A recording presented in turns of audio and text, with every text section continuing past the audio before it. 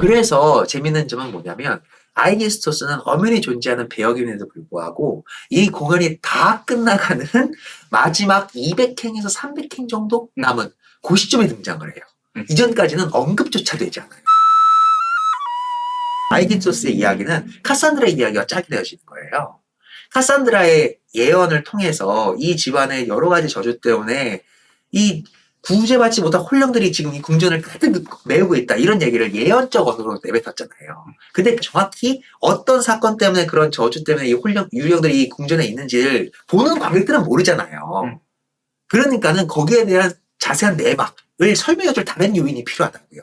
클린타임레스트라는 자기의 입장에 있는 것만 얘기하기 때문에 이피게네이를 제물로 바쳐가지고 그때부터 내 지무식이 불타고 있었다는 이야기와 탄탈로스 가문에 내려오는 저주에 대한 이야기를 클린타임레스트라가 하고 그것 말고도 이 아가멤논이 죽어야 될 이유를 달아줘야 되기 때문에 아니 여러분들 생각해보세요. 마누라가 자기 남편을 죽여요. 그 죽였다면은 거기에 어떤 이유가 있는지를 정확하게 사람들이 알아야지 이걸 비극으로 받아들일 거 아니에요. 그냥 왜 미친년이 죽였네라는 걸로 공연이 끝나면 그러면 그건 비극도 아니고 그냥 치중극기도 아니고 그냥 기분 나쁘고 끝날 일이란 말이에요. 거기에 합당한 근거를 달아줘야 되잖아요. 그러니까는 증인. 얘가 죽어도 괜찮다는 것을 얘기해줄 증인이 필요하잖아요. 그렇죠? 죽어 마땅한 놈이야라는 구조를 만들어둬야 이게 비극이 성립되는 거죠. 그때부터 이야기할 수 있는 거리들이 생기잖아요. 그러니까 아가멤논의 죽음이 이것이 비극으로 숨어들 수 있는 거예요. 그 인물이 비로소 등장함으로써. 카산드라는 예언의 언어로 하고 그러니까 즉 상징적 언어로 이 비극이 일어나고 있는 연언을 설명해주고 사실적 언어로 아이기스토스가 그 연언의 진 내막을 설명을 해주는 걸로 끝내는 거죠. 이렇게 끝나버리고 나니까 사람들은 당연히 어떤 게 궁금해질 수밖에 없어요. 이때 당시에 모든 그리스 비극은 어떤 걸로 출품한다 무조건 3부작으로 출품을 해요. 네. 유일하게 지금 현존에서 작가 의도대로 3부작에 살아남아있는 유일한 작품이 오레스테이아 3부작이고요. 그 오레스테이아 3부작 중에 제일 첫 번째 얘기가 바로 아가멤논입니다. 그러니까는 그 고전 그리스 비극을 여러분들 이렇게 읽으시다 보면 이게 단편으로 끝나는 이야기라고 생각하시는 분들이 많아요. 그렇지 않아요. 그때 당시에 모든 작가들이 출품을 할 때는 무조건 3부작으로 쓰는 겁니다. 그러니까 여러분들이 익숙하게 알고 있는 소포클레스의 오이디푸스나 이런 것들도 사실 3부작의 어느 한 파편 중에 하나예요. 나머지가 없는 거예요. 근데 전해지지가 않아서. 그런데 그리스 비극 시인들이 어떻게 3부작을 꾸리는가를 고민할 때에는 1부작으로 이 자체로 완결성을 갖고 끝낼 생각도 하긴 하지만 그걸로 이 큰 이야기가 끝나는 것이 아니라 총 3부작 내에서 끝나도록 꾸린다고요. 그리고 그 3부작 내에서 어떻게 완결성을 가지고 다음 이야기를 더 궁금하게 만드는 구조로 쓸 것인가. 즉 3부작 내의 내용만 놓고 보면은 아가멤논이 3부작 내용 중에 첫 번째 머리가 되는 거 아니에요. 그러니까 여기서 이야기를 끝내도 되는 거예요.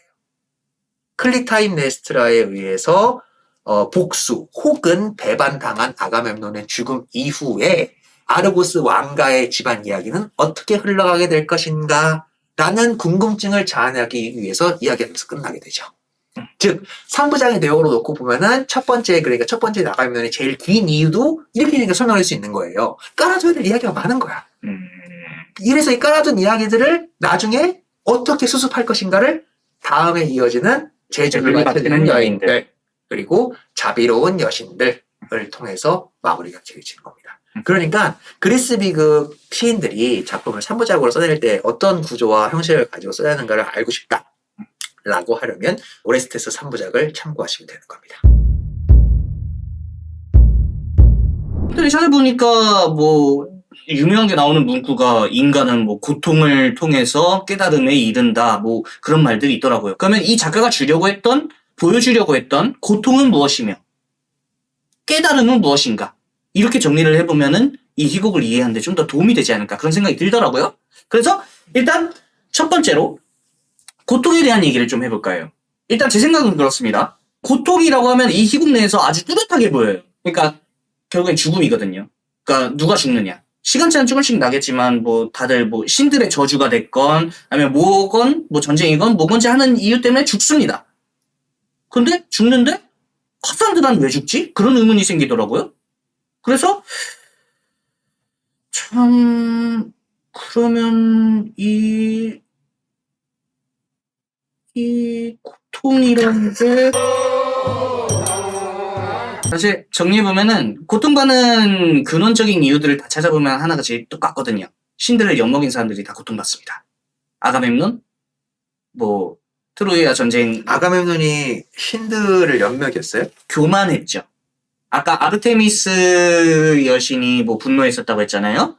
근데 그 분노를 잠재우려고 해봤자 인간 주제인 자신의 딸을 제물로 바침으로써 저 정도의 신을 달랠 수 있을 것이다라고 교만을 떨었던 것도 있고.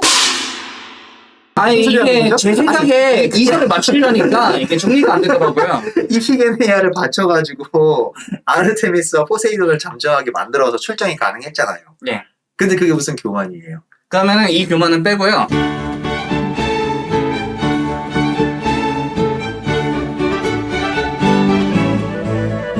클리타이메스트라가 그 레드카펫 위로 걸어가라고 했잖아요. 근데 결국엔 걸었잖아요. 아, 그러니까는 안 걸으려고 했는데 네. 결국에는 다 만사 귀찮아서 걸어가지고 그래서 죽게 됐다? 그러니까는 제 방식대로 하니까 되게 신들이 쪼잔해지긴 하네요. 아니 지금 무슨 소리를 하고 있는 거예요? 그러니까 고통이라는 메시지가 어떻게 튀어나오냐고요. 아니 나는 진짜 미쳐버리겠네. 아린날로 들어가면 안 돼. 네. 도와주실 수 있나요? 아니, 나 이거 좀 이해하고 싶어요. 아니 제가 어떻게 도와드려요? 아니 본인 이야기 어딘가에서 아니, 꼬였는데. 그냥 본인 이야기를 도와달라는 거예요? 아니면 뭐 어떻게 해달라는 거예요? 자, 그러니까는 저는 그 인터넷 글을 보지 못해가지고 모르겠습니다. 그분이 네. 어떤 맥락으로 고통과 깨달음이라는 걸 써하셨는지를 네. 모르겠는데, 근데 이런 거죠. 모든 사람들은 세상을 바라보는 시각이 다 각자 다르잖아요. 네. 그 현대들도 마찬가지고. 네. 그러니까는 요 당시가 아직까지 이제 고대 시대고, 그리고 이제 특히나 아이스클로스가 극장장을 하던 시대에는 여전히 정치와 종교가 분리되지 않은 시대라는 것을 일단 역사적 배경을 깔아두시고요. 네. 그래서 아이스클로스 공연을 보다 보면 초반에 합창범이 이렇게 많은가. 사실 소포클레스랑 에우리피데스 때로 오잖아요. 그러면 초반 합창범들이 다 빠져요. 거의 다 없어지거든요. 그러니까는 실질적인 이야기의 핵심으로부터 먼저 들어가. 왜냐하면 그때 되면은 그 후에 얘기해서 해결해야 될 논쟁 사람들이 훨씬 많은 거야. 그러니까는 핵심부터 들어가요. 근데 그거보다 더 윗세대인 사람인 이 아이스클로스 그 극작은 초반에 합창이 굉장히 많이 나오거든요. 모든 극작품에 다 그래요. 왜 그러느냐? 왜 합창품이 왜 그렇게 많을까? 아직까지 종교와 정치가 분리되지 않았기 때문에 이때 당시에 이 극장에서 상연하는 상연행위라는 것은 제의식 중에 하나예요. 그래가지고 여러분들 하다못해 초중고등학교 때 아침에 조회를 하더라고 하더라도 교가를 부르거나 애국가부터 부르고 시작하잖아요. 자, 이제부터 무슨 식을 고하였습니다. 모두 일어나서 국기에 대한 경례하시고 애국가 부르고 그 다음에 짤막하게 훈화 말씀하고 그 다음에 우리가 이번 조회를 통해서 해야 될 이야기들을 하고 마지막 합창한 다음에 끝난 이런 구조가 있잖아요. 제일의 의식에 맞는 구조. 네. 이런 것들이 있죠. 아이스클로스가 공연을 올리는 요 당시에는 그런 국가적 행사의 일환이기 때문에 무조건 전반부에 이 축제가 어떤 축제고 무슨 의미를 가지고 있고 왜 하고 이런 것들을 알려줄 수 있는 합창단들이 반드시 등장을 합니다. 그런 제의식을 행한 다음에 공연이 시작하는 거예요. 그러다 보니까 그런 폼으로 꾸리려고 하다 보면 자연스럽게 이 공연의 첫 마디도 당연히 합창으로 시작을 하는 거예요. 일단 이런 형식적인 배경이 있다는 걸 알아두시고 이 얘기를 왜 했느냐. 그리고 두 번째 작가적 시선으로 돌아가서 그러면은 신정체제가 아직 완벽하게 이루어지지 않은 상태에서의 이 작가의 의식이란 건 무엇일까? 그래서 그 고통이라는 얘기를 꺼내셨잖아요. 그게 뭐냐면 이런 거죠. 아이소클로스에 그게 나오는 이 모든 사람들, 여기 나오는 모든 사람들은 다 자기의 행위가 누구의 뜻에 따라 가지고 일어났다고 얘기해요. 신의 뜻을. 다 신의 뜻에 따라서 일어난다고 얘기하거든요. 예. 그리고 대부분 신의 뜻대로 행동해요. 핵심은 여기서 나오죠. 신이 시키는 대로 했는데 고통받았다는 거예요. 네. 이게 핵심이에요.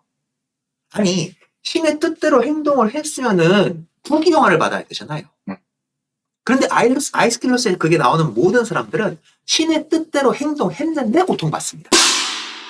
아가멤논이 트로이 출정을 간 이유는 자기 동생의 와이프를 납치해 간 이 개인적인 복수심도 있지만 개인적인 복수심을 넘어서서 이때 당시에 트로이아 에 있는 프리아모스 왕조, 얘네들을 그때 당시 아르고스에서 초청한 거예요. 네. 초청해가지고 이 성대 파티를 열어준 거거든요. 네. 그러니까는 손님과 주인 관계를 엮여요. 이때 당시에 제가 상징주의 설명을 했을 때였나?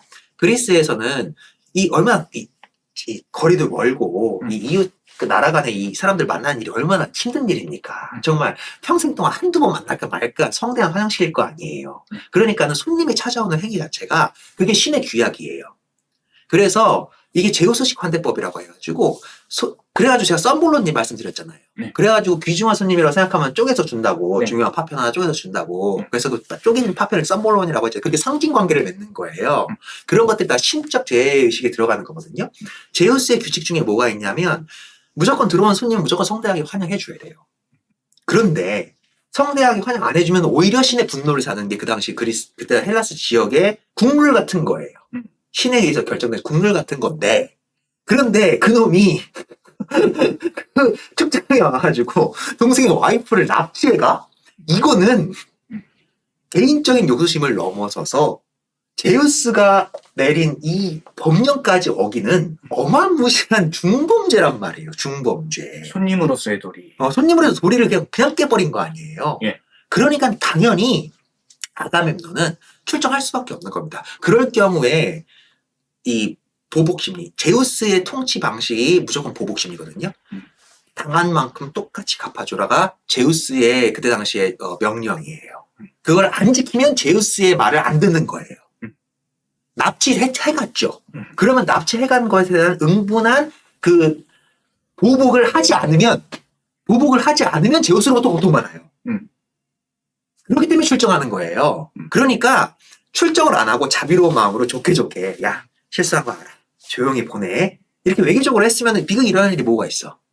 그죠? 네. 좋게 외교적 차원으로 야 실수한 것 같으니까 근데 아무리 우리 처제가 이쁜 거 내가 아는데 야 전쟁 나면 다 죽잖아. 그러니까는 조용히 보내면 내가 눈 감아줄게. 이러는 순간 아가멤논은 제우스의 법을 어기게 되는 거예요. 왜냐하면 제우스의 보복 명령이 그렇게 작용하고 있기 때문에 그렇게 전쟁할 수밖에 없는 겁니다. 그래서 전쟁을 하려고 하는 와중에 어떠한 신의 논리가 또 작용을 해요. 전쟁을 하려고 했는데 그 사이에 자기도 모르게 사냥하다가 아르테미스의 성물을 사냥하게 돼버린 거예요. 그러니까 아르테미스도 그러니까 각자 신들이 그렇게 끊임없이 그 신들이 원하는 방향대로의 명령들을 내려줘요. 그러는 와중에 어떤 비극이 발생한다는 거예요. 상충하는 지점들이 생기는 거죠. 그러다 보니까는 어떻게 할 수밖에 없어요? 그렇게 하다 보니까 아르테미스의 분노를 잠재우기 위해서는 이피게네이아를 희생시키는 방법을 하기 싫지만 고통받지만 힘들지만 할 수밖에 없는 거예요. 자, 제우스의 명령을 지키기 위해서 전쟁은 필수불가결한 거예요. 그게 신의 논리예요. 안 하면 신이 시킨 대로 안 한 거기 때문에 그렇죠. 고통받아요. 이런 논리가 지금 저변에 같이 작용하고 있는 거예요. 그러니까 이게 개인적인 욕망 때문에라는 해석부터 하기 시작하면 아가멤논이 정말 치졸하게 맞아요. 자기의 개인의 욕심을 위해서 자기 딸을 희생한다고 미친놈 아니야? 이런 해석밖에 안 나오는 겁니다. 교만했죠. 그런데 그렇기 때문에 신의 뜻대로 행하려고 했는데 고통받는다라는 요 메시지. 요 메시지가 아이스킬로스 그게 다 드러납니다. 그리고 이것은 이 후반부에 있을 이 제주를 바치는 여인들과 자비로운 여신들에 의해서 이제 다 이 끊임없이 이어지는 이 보복 심리와 복수에 의해서 일어나는 비극, 복수심에 의해서 일어나는 비극들의 연쇄는 도대체 끊어지질 않는데. 왜냐면 그 모든 것들이 다 신의 언어였기 때문에, 신의 명령이기 때문에 끊어지질 않는데, 도대체 그럼 우리 이 난세에 이 비극을 어떻게 끊어낼 수 있을 것인가라는 것을 알려주기 위해서 신의 뜻대로 행했는데도 불구하고 고통받는 인간들을 계속 나눠주는 겁니다. 그렇게 끊이지 않는 복수의 연쇄를 보여주는 거예요. 이제 아가멤논만 쭉 설명했으니까 그럼 클리타임네스트라의 입장도 설명을 해보죠. 클리타임네스트라의 입장에서는 뭐예요? 딸내미를 죽여? 그게 신의 언어라고 할지라도 존속살인이라는 것은 그 어떤 논리로도 용납될 수가 없다라는 논리를 또 누가 갖고 있어요? 또 다른 신이 갖고 있어요. 그러니까 거기에 어떤 사유가 있었다고 할지라도 가정의 신이 있겠지. 헤라한테 응. 위배되는 거예요. 응. 그러니까는 어떠한 이유가 있더라도 존속사는 되지 하면 안 된다라는 이 명령을 내린 신이 또 다른 있기 때문에 그 신을 섬기는 입장에서는 딸을 제물로 바친 아비는 죽여야 마땅한 거예요. 그게 신의 논리예요.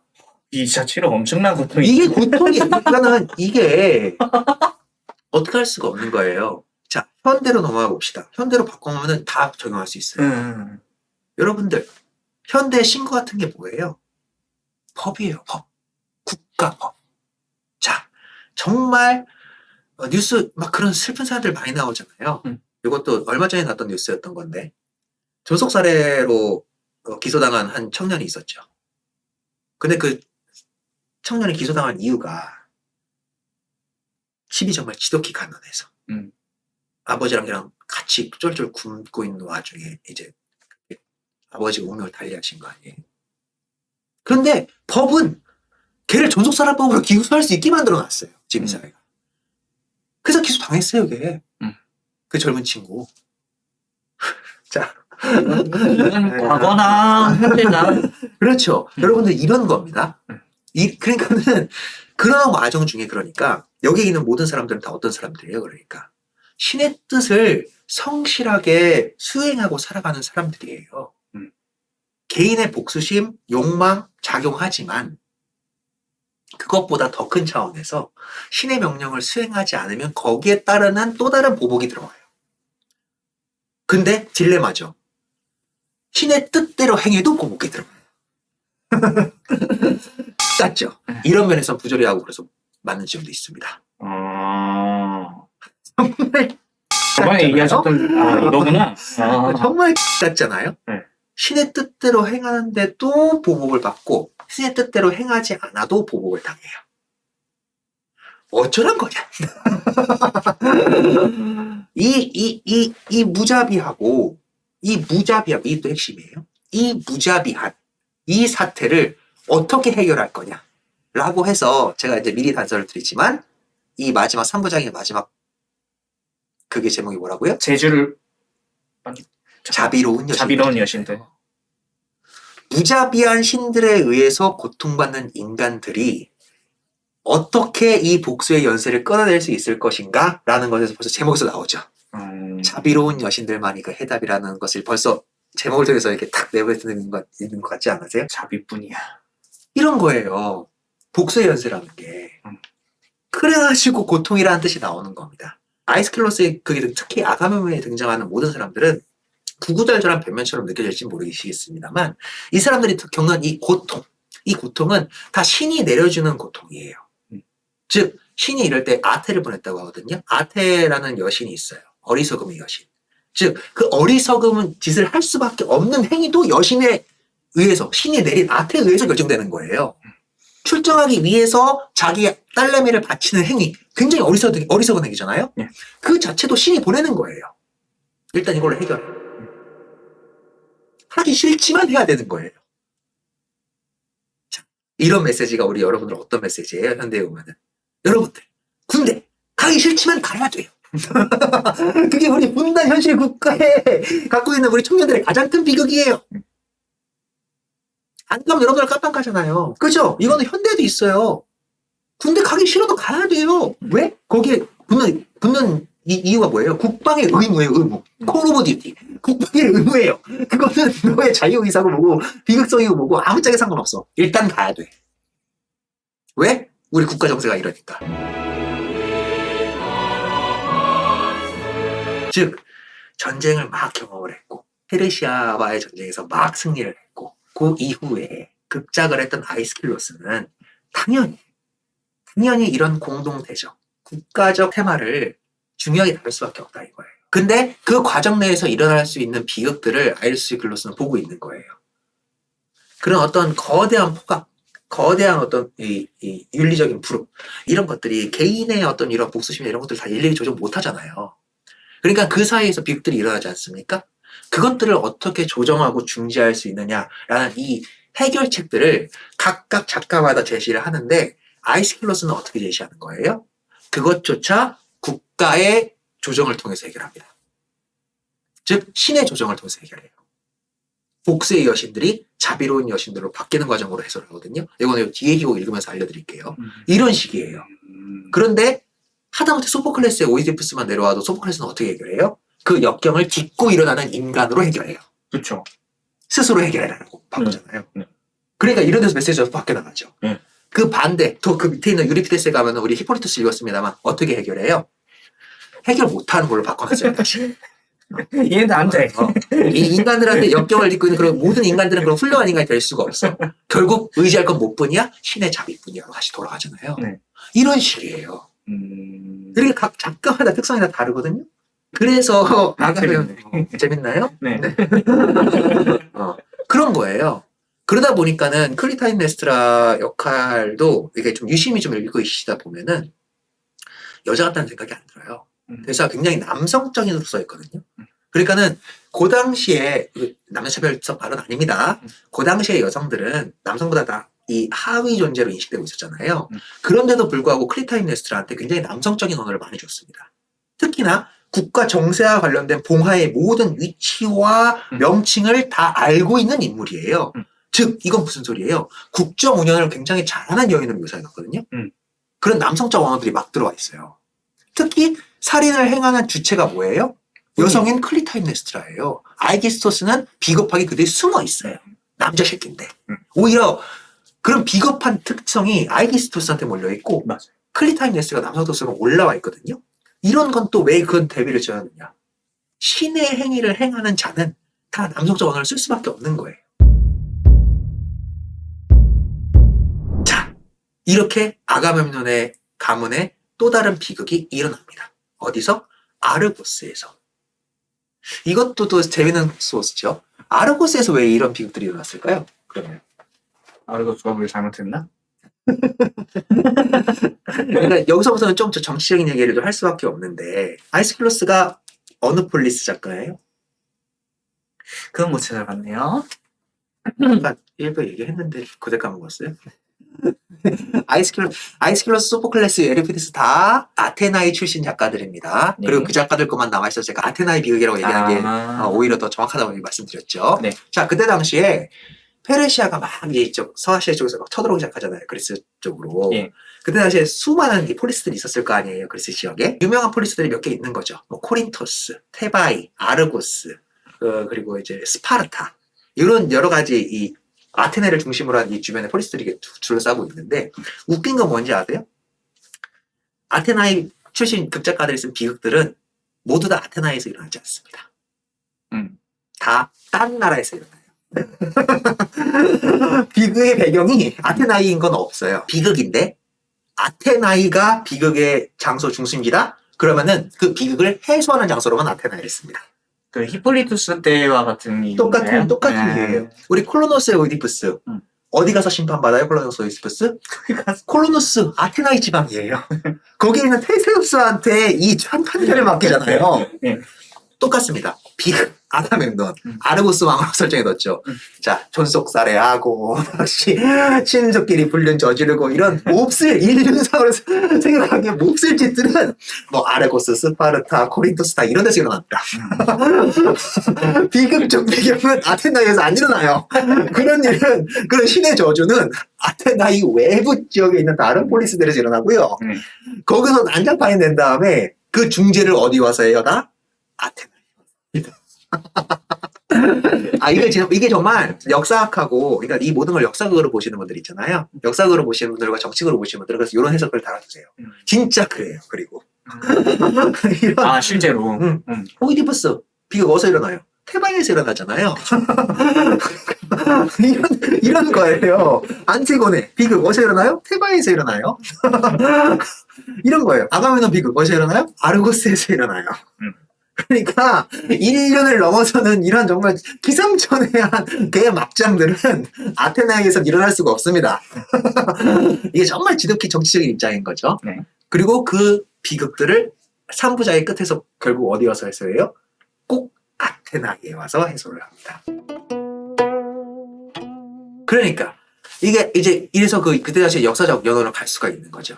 이제 그 서아시아 쪽에서 페르시아군이 막 쳐들어왔었을 때 지금 이 비극의 무대가 되는 아르고스라던가 테바이 이런 그때 당시 폴리스들 있죠.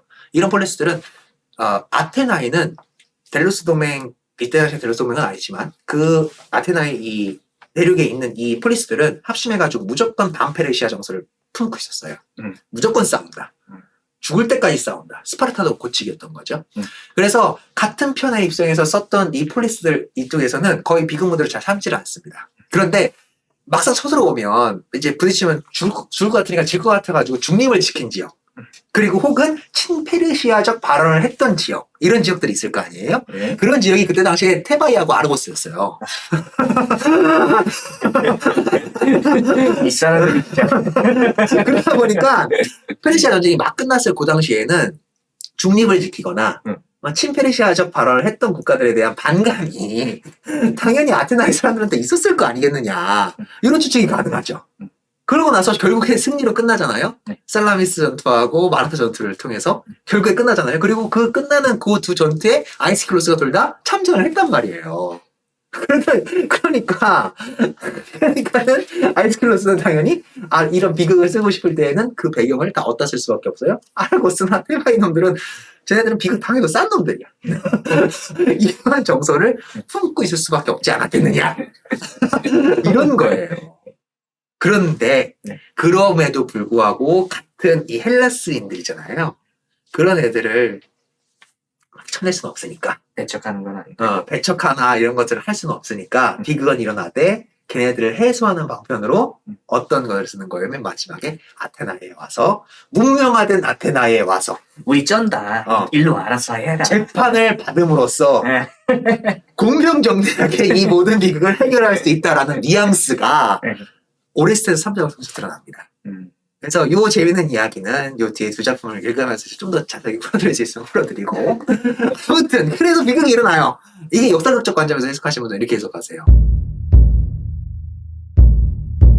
그러면은 이 얘기까지 들었을 때 그러면 고통에 대한 거는 이제 어느 정도 이해가 되는데 그러면 결국에는 여기서 아이스킬로스가 말하는 그런 깨달음에까지 이르려면은 3부작의 끝까지를 봐야 된다는 얘기겠네요? 아니죠.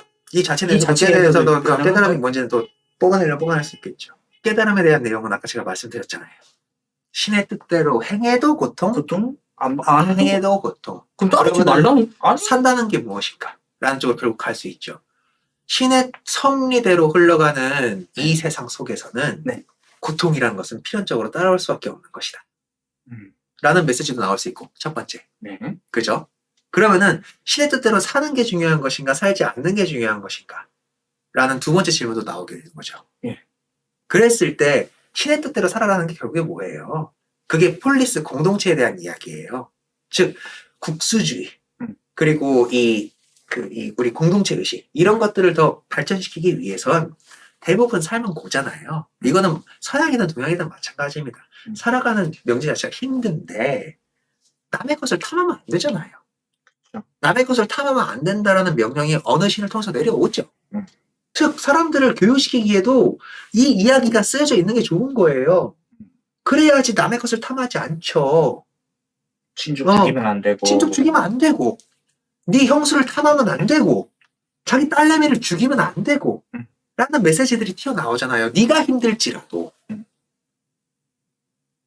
그걸 해결 못하면 어떻게 된다? 아르고스 왕가처럼 이런 비극고라지 나는 거 아니에요. 너무나 간단하죠. 이런 입장에서 놓고 보기에 아이스킬로스가 에우리피데스나 소포클레스보다 상대적으로 더 보수적이다라고 얘기하는 거예요. 우리 당장 현대 우리나라에서 양심적 병역 거부 이것에 대해서 좋게 생각하시는 분들이 있고 무슨 개 같은 소리라고 반응하는 사람들이 있잖아요. 본인은 어떻게 생각하세요? 양심적 병역 거부자. 전 의무와 책임을 다 질 수 있어야만 그게 공평하다고 생각을 하죠. 그러니까 이런 입장에서 놓고 보면 본인은 아이스킬로스 의견에 동의하시는 거예요. 그쵸. 오히려 아이스킬로스적 입장에 서 계신 분이라고요. 유리피데스는 그 반대편에 서 있던 사람인 겁니다. 그러니까 양심적 병역 거부 인정해줘야 된다. 그런 입장에 서 있으니까는 히폴리투스 때 제가 설명해 드렸습니다만 그 아주 짜잘한 그 개인적인 연유를 다 설명하잖아요. 비이성적이지만 감성적 언어로 설명을 하죠. 원래 개인적 언어라는 건 그런 거니까요. 그러니까 본인은 사실 아이스클로스께 더 재밌게 읽으셨어야 돼요. 에오리피데스 거보다. 맞아요. 맞습니다. 아, 그건 맞습니까? 제가 히폴리토스 굉장히 고통스럽게. 뭔 소리야, 이씨. 다 고통스러워하지 않으셨나? 그게 이제 신의 시련이겠죠, 본인한테. 아가멤논 자체만으로 끄집어낼 수 있는 이야기들은 너무나 많지만 사실 아가멤논을 좀 더 깊이 있게 이해하시고 싶고 또 총괄적으로 이해하시려면 오레스테의 3부작을 다 읽어야 돼요. 그래서 아마 우리 다음 콘텐츠는 남은 2개 작품, 그러니까 제주를 바치는 여인들하고 자비로운 여신들, 이 2가지 다음에 시간에 그 2작품을 읽고 가는 게 되지 않을까. 또 부담스러워 하실까봐 미리 얘기했습니다만 그 2작품 분량이 아가멤논보다 짧습니다. 예. 네, 그래가지고. 아닙니다. 기술 좋습니다. 또 뭐 질문 있으면 하세요. 또 이제 찾아보다 보니까 이제 코러스의 노래나 그런 것들 봤을 때 이제 제우스를 찬양하고 뭐 그런 것들이 많더라고요. 왜 그럴까요? 근데 방금 설명을 듣고 나면은 모든 신들의 것을 다 이렇게 존중하고 따라야 될 것 특히 같은데? 제우스를 찬양하죠. 특히. 예, 특히 제우스를 그 중에 왕이라서 그런가? 아니죠. 왜 특히 제우스를 찬양할까요? 아까 제우스에 대해서 말씀하셨던 것 중에 받은 것은 똑같이 응당하게. 그렇죠. 보복 심리. 이 보복을 통한 정의 구현. 예. 이게 제우스의 명령이거든요. 예. 그러니까는 이미 첫 번째 작품부터 깔아두고 있는 거예요. 보복으로 인해서 일어날 수 있는 비극의 연쇄. 그 시작이 과연 어떻게 시작되는가? 왜 그조차도 신의 언어인가? 그 신의 언어를 내뱉는 제일 첫 번째 사람이 누구다? 제우스다. 주제의식을 다 함의할 수 있는 신이 그렇죠. 제우스군요. 제우스일 수밖에 없는 거예요. 그래서 자비로운 여신들로 마지막을 꾸리는 거예요. 제우스의 이 보복 논리는 절대적인 신의 언어이기 때문에 네. 거기에 자비 따위 있을 수 없어요. 당한 만큼 갚아주는 거예요. 클리타이네스라도 그런 의미에서 제우스의 명령을 따른 거죠. 네. 딸을 죽였으니 나도 널 죽이겠다. 똑같은 보복 논리잖아요. 이 보복 논리 때문에 미리 스포하지만 이 보복 논리 때문에 클리타이네스라도 죽게 돼요. 그렇죠. 왜? 남편을 죽였기 때문에. 그 복수의 연쇄. 계속 일어납니다. 그러니까 얼마나 슬프게 그 전쟁을 다 참여했기 때문에 전쟁 논리라는 게 그거 아닙니까? 전쟁 논리는 무조건 보복 논리예요. 당하면 갚아주는 거예요. 그리고 아까도 반복해서 설명했지만 아이스킬로스는 그 전투에 다 참여를 했던 사람이다. 어떤 전시에 나와서 포로를 잡았어? 니네들이 우리 이만큼 죽였잖아. 그러니까 죽어.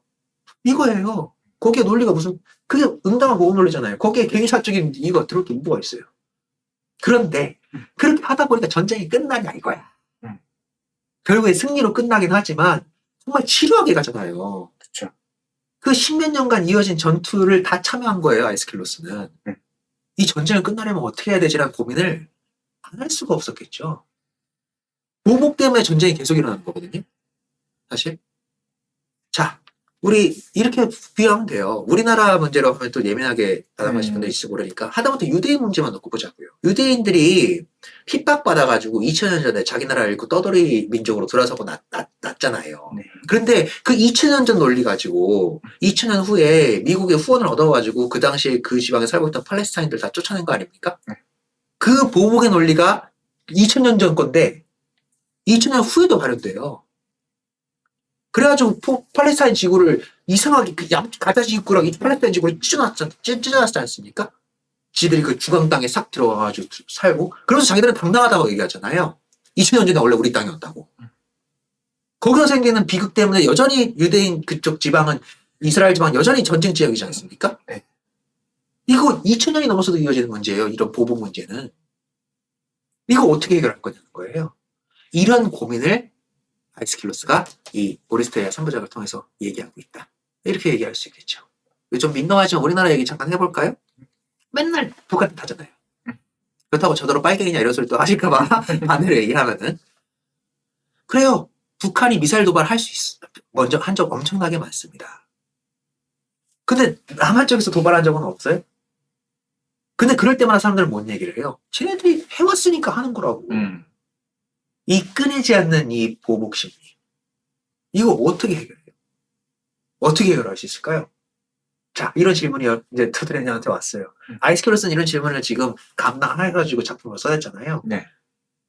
본인은 이 끊이지 않는 이 보복의 연쇄, 복수의 연쇄, 이거 어떻게 끊는 게 가장 좋다고 생각하세요? 너무나 큰 질문이죠. 너무 이상적이라서 이상적인 대답을 할 수밖에 없는데 뭐 어느 한쪽이 양보하거나 양쪽에서 동시에 양보를 하지 않는 이상. 자, 이렇게 어마무시하게 큰 질문을 음. 한 개인의 작가가 생각을 고민했다는 거예요. 음. 그래서 아이스킬러스가 위대해집니다. 우리들은 아무도 모르잖아요. 거기에 대해서 해답을 못 내고 당장 그 문제가 현대에서 뭐 발현된다고 칩시다. 누가 그 국민적 총회를 이끌어낼 수 있을까요? 가능은 할까요, 그게? 여전히 고민해야 될 문제인 거죠, 이런 지점들은. 그러니까. 어떻게 해결할 거예요? 어떻게 해결하시겠어요? 그걸 알았으면 제가 이런 겁니다. 네. 또 민감한 시기 때문에 함부로 얘기할 수는 없고.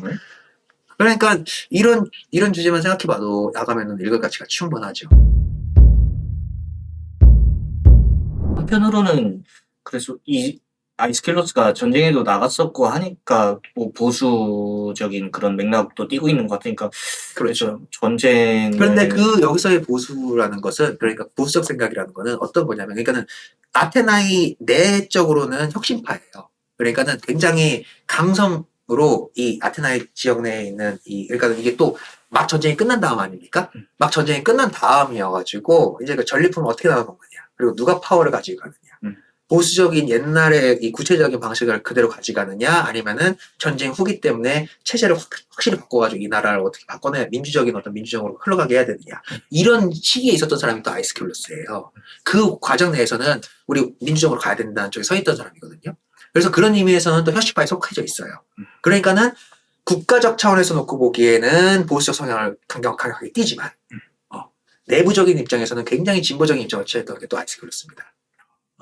그 와중에 이제 또 그런 내부적인 맥락으로 또 이걸 설명을 안 했네. 대외적인 측면으로는 펠사의 전쟁 때문에 그런 의미가 나오잖아요. 예. 아테나의 내부적인 문제에서는 또 이때 당시에 있었던 혁신파와 바꾸지 말자라는 이 온건파, 온건파와 혁신파에서 아이스킬러스는 바꿔야 된다. 우리 민주정으로 가야 된다. 라는 입장에 서 있는 사람이었고 예. 아니 뭐하러 바꿔 신정체제 있는 거 이대로 유지하고 가. 요 파들끼리 서로의 정파 싸움을 무지무지하게 했답니다. 그러면서 서로 막 도편 추방시키고 뭐 아르고스로 내보내고 막 이러면서 정적 제거 같은 것들이 이 민주화 체제로 넘어가는 이 과정 중에 굉장히 치열했다고 해요. 그러니까는 그런 판 내부에서도 그런 판 내에 있으니 당연히 보복 심리를 계속 지켜보고 있었던 거예요. 아이스킬러스는 내부적으로도. 그러면 이 끊이지 않는 이 정적 제거와 이 판 내에서 이 보복을 어떻게든 마무리 짓고 우리가 이 다음 단계로 나아가야 하는데 그러면 이걸 사람들한테 어떻게 보여줄 수 있을까? 그런 고민을 할 수밖에 없는 거죠. 이 얘기도 이제 이 뒤에 작품 얘기하면서 알고 나서 들으면 더 재밌어요. 왜냐면 이 뒤에 작가 나름대로의 해답을 달아두거든요. 그런 게 있는 거예요. 그러니까 대외적으로도 대내적으로도 아이스킬러스는 끊이지 않는 보복 심리 이걸 어떻게 해결할 것인가 여기에 천착했던 작가였다. 이렇게 얘기를 하면 될 것 같아요. 제가 좀 넘겨집어서 얘기하는 것도 있긴 있습니다만 제가 왜냐면 오늘은 대충 해왔거든요.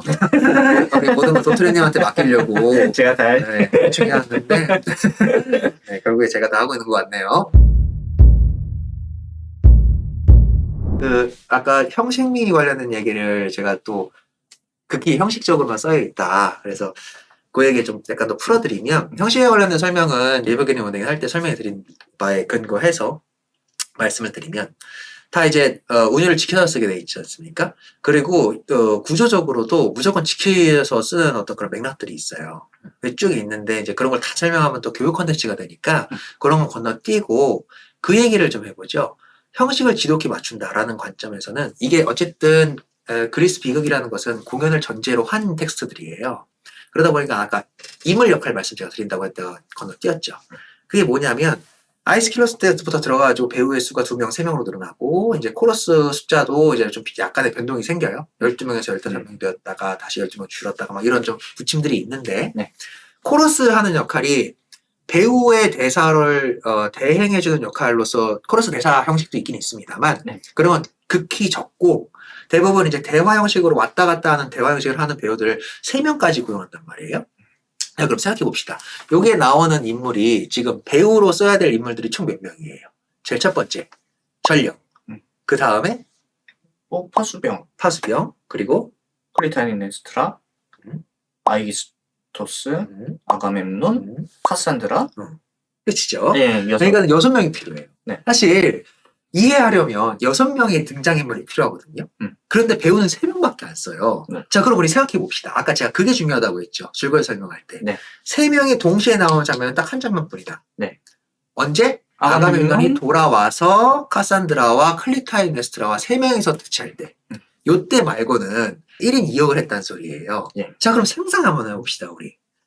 클리타이메스트라랑 카산드라랑 아가멤논은 각자 다른 배우들이 맡고 있어야 돼요. 예.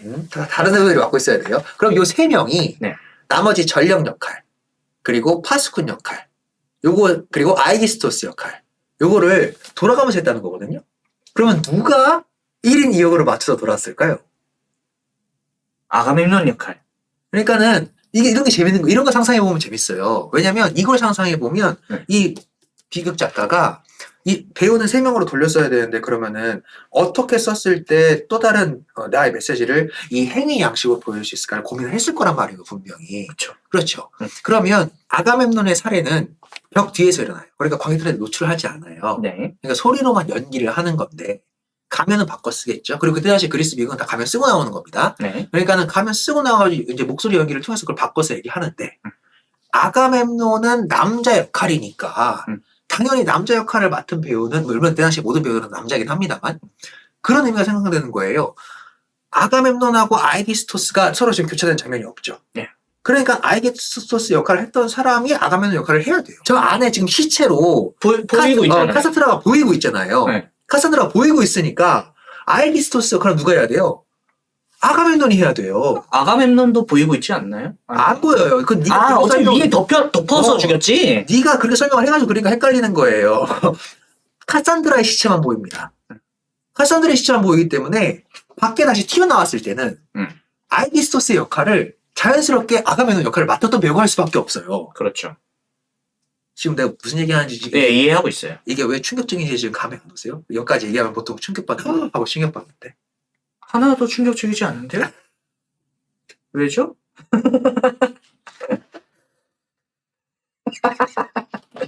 말씀해주세요. 충격 좀 받게. 이 메시지가 뭐라고 그랬어요? 보복. 보복의 아가멤논에게 보복 심리를 갖고 있던 애는 누구였어요? 클리타이메스트라. 그리고 아이기스토스잖아요. 네. 즉 보복 심리를 갖고 있는 애가 보복 당하는 애와 보복하려 하는 애의 역할을 동시에 해요. 배우의 역할이 그렇게 짝을 짜놨다고요. 네.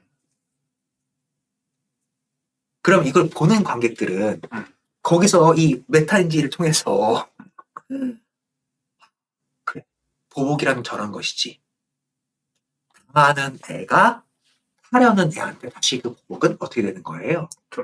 돌아가는 거예요. 그거를 어떻게 짜놓고 있어요, 지금? 한 배우한테 맡겨놨어.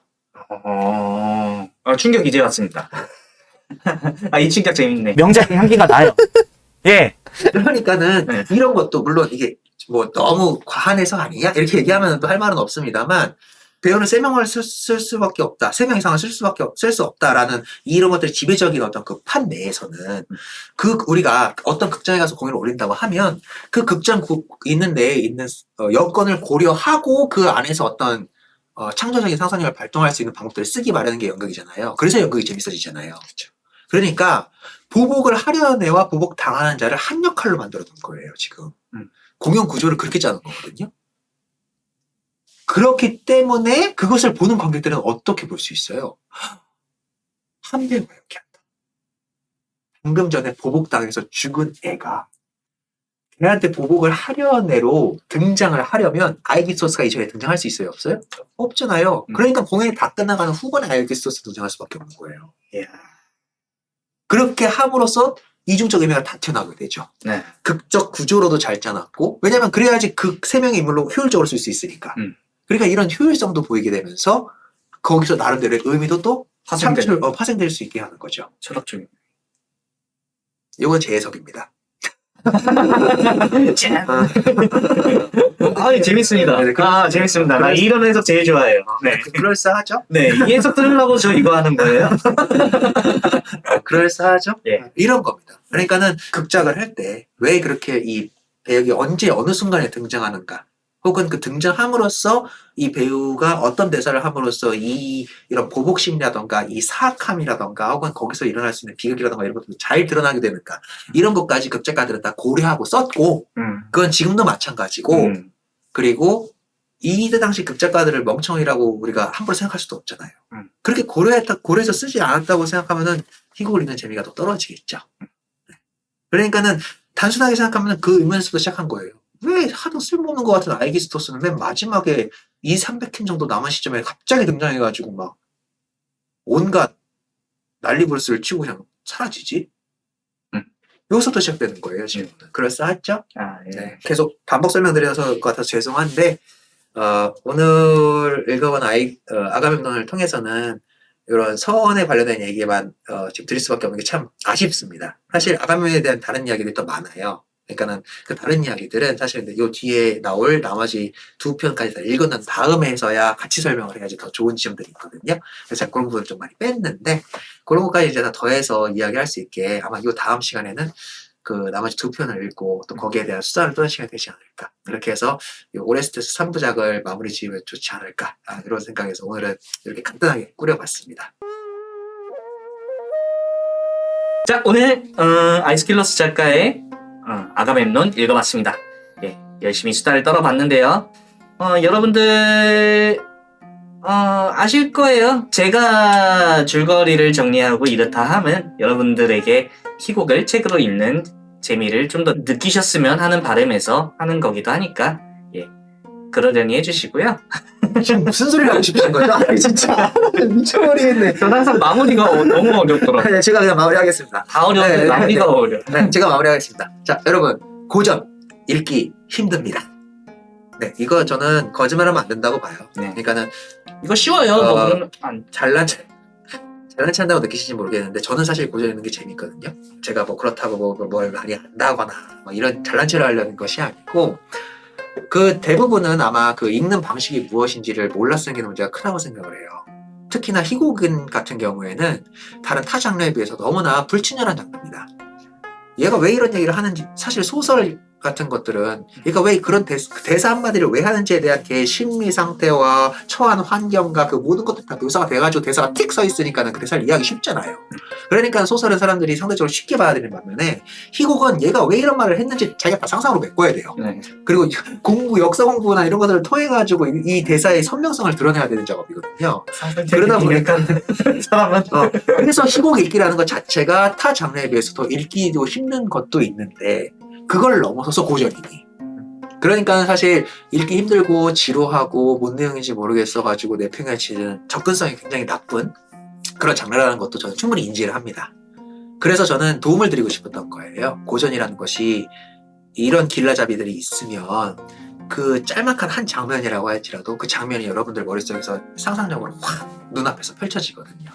그런 재미를 느끼시게 된다면 또 다른 책 읽기에 흥미를 붙이실 수 있지 않을까. 그리고 더 나아가서 우리 지금 현장에 있는 연극을 바라보는 행위 자체도 시선이 좀 더 넓어질 수 있지 않을까. 이런 생각에 지금 이런 지루할 수 있으시지만 희곡 읽기를 진행하고 있는 거니까요. 부디 도움이 되셨으면 좋겠고, 저희가 이제 수다 형식을 통해서 이걸 더 재밌는 부분들을 뽑아내보려고 하는데, 부족하더라도 너그러운 마음을 가지고 봐주셨으면 감사하겠습니다. 도움이 됐으면 좋겠고요. 네. 그러면 우리 다음 시간에도 지으십시오. 예, 그럼 우리 다음 시간에도 이제 다음에 읽어볼 작품 정해졌으니까요. 다음에 또 재밌는 수다를 떨 수 있도록 해보도록 하겠습니다. 지금까지 도토리였습니다. 말뚝이었습니다. 감사합니다. 감사합니다.